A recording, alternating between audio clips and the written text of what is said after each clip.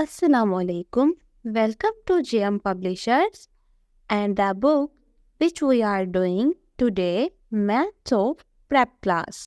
So students, today we are going to do very interesting activity about concept of subtraction on page number 42. So let's ready for it. Okay, let's start with me. Count and subtract object and match with given correct number. So students, first box में देखिए how many boxes are there? 4. 4 minus 1, 3. So match this box with number 3. Next one is tomato. How many tomatoes are there? 1, 2, 3, 4, 5, 6, 7, 8. So 4 minus 8, remaining 4. So we match the tomatoes with 4 number. How many trophies are there? 5. So 5 minus 3 is equal to. So match this image with 2.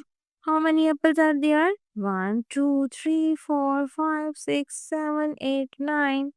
So 9 minus 2 is equal 7. So match the apple with 7 number. How many bananas are there? We have 4 bananas. So 4 minus 3 is equal 1. So match this banana with 1 number. So student, today we do match this object with the correct number.